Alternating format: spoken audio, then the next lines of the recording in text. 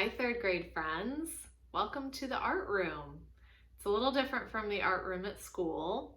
This is my home art studio. Over break, my desk was covered with painting supplies because I was working on a new painting. Here's what my desk looked like then, and you'll see what it looks like now. It's all cleared off and ready to make art with you. Today, we're going to learn about a new artist, and we're also going to do a little bit of art making. We'll be doing this project over a couple different weeks. So we'll start it today, we'll put it to the side, and then we'll come back to it next Monday. Are you ready to get started? We're going to start by learning about the art of Pablo Picasso. There is a page with questions for you to answer as you follow along. You'll find the page under this activity in the Seesaw app. Feel free to pause the video so that you can answer the questions and view the artwork.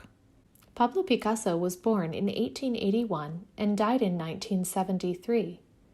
You might be familiar with his artwork, the Chicago Picasso.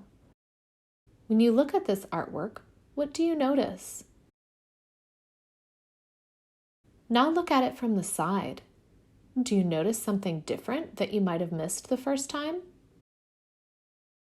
Pablo Picasso was born in Malaga, Spain. On the world map, Spain is in blue, and we are the yellow star. His father was a painter, so Picasso was surrounded by art from a young age. His mother said his first word was pis, which is short for lápiz. That's the Spanish word for pencil.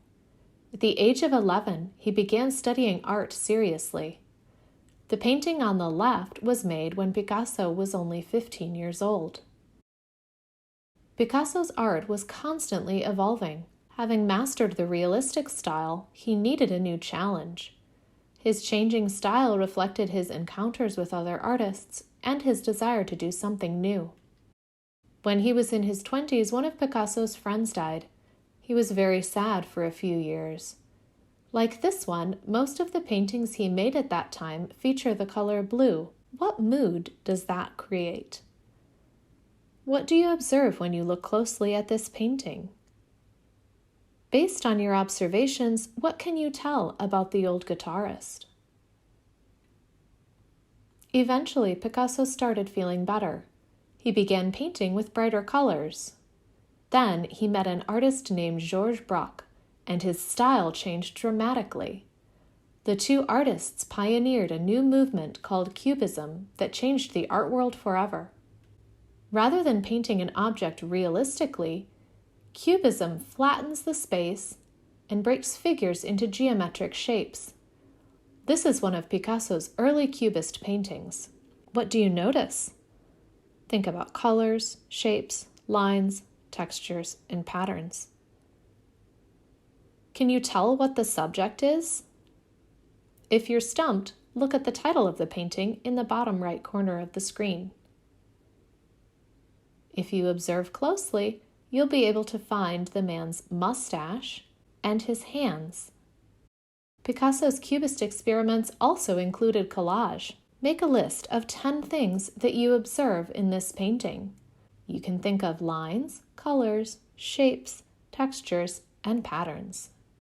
Picasso loved painting women, but his experiments meant that his portraits were not always flattering. Here you can see how he distorted the woman's face, breaking it into geometric shapes. In this painting, you can see how Picasso painted the woman's head both straight on and in profile. Which parts of the face look like they're in profile? Which parts look like you're viewing them straight on? For our next project, we're going to make a face out of cardboard that is inspired by these Cubist faces that Picasso painted. As always, we're going to begin this project by envisioning what we want the final product to look like. The supplies that you'll need today are a couple pieces of plain white paper, a pencil, an eraser, and a sharpener. Next week, you are going to need a cardboard box. Make sure that you save boxes that you get during the week this week so you have what you need to do the project next week. You want to use corrugated cardboard. the kind that Amazon boxes are made of. You can't use a cereal box for this project because the cardboard is too thin and it won't hold up for what we're doing. To make sure that the box is big enough, measure the largest side. It should be at least 10 inches long and at least 6 inches wide. As you might have noticed, my box is 14 inches long and 7 inches wide. It's a little bit longer than what I want, but that's okay. It'll be easy to cut it later. Let's get started making some art. Take out your white copy paper and your pencil. We're going to begin by folding the white paper into fourths. This will make 4 squares on the front of your page and 4 squares on the back. During the envision process, we remind ourselves that it's okay to make mistakes. We're stretching and exploring something new. We're bound to have a few roadblocks along the way. You have 8 squares to work in. So if you start in the first square and you aren't satisfied with how your drawing looks, you can start over again in the next square. We're going to begin by drawing a rectangle in one of our squares. It doesn't have to be perfect. Now draw a diagonal line across each corner of your rectangle. They don't have to be exactly the same. In fact, it looks better if they're not. Now it's time for the nose. Starting at the very top, draw a line straight down, then angle it over, draw a straight line back, and then another straight line down. Ready for the mouth? Starting at the center line, draw an angled line up to the left and then down, up to the right and then down, and a curved line underneath. Now draw a straight line through the center. Now we go on to the eyes. On the right side of the face, draw a leaf shape, a curved line on the top, and a curved line on the bottom. Make an iris as a circle in the center,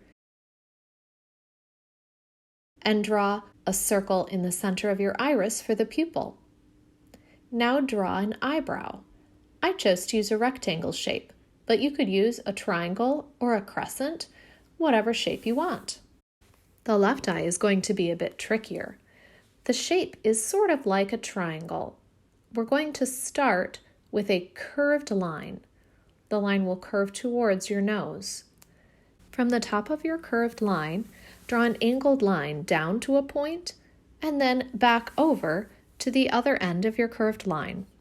Now draw a curved line angling the other direction for the iris and a smaller one for the pupil. Add your eyebrow, a similar shape to the one you used originally on the right side. Now add an ear. Mine is going to be round, but you could use a triangle or a rectangle. A similar shape for the inside. And don't forget your second ear.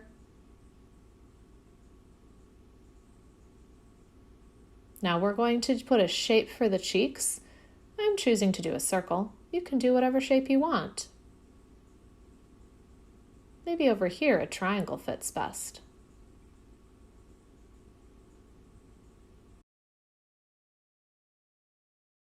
I'm going to add a curved line there for the nostril hole. Now it's time to have some fun. I'm choosing to add hair using curved lines. You could use straight lines and rectangles if you choose, or you could make wavy lines. It's up to you. Here you can see 8 faces that I've made using this technique. The eyes are all very similar, except some of them have eyelashes. Everything else is pretty different, including the shape of the face, the shape of the nose, the shape of the mouth and ears, the kind of hair and eyebrows that I chose, and the shape that I chose for the cheeks. You can see how using different shapes and changing the sizes of things makes the face look completely new.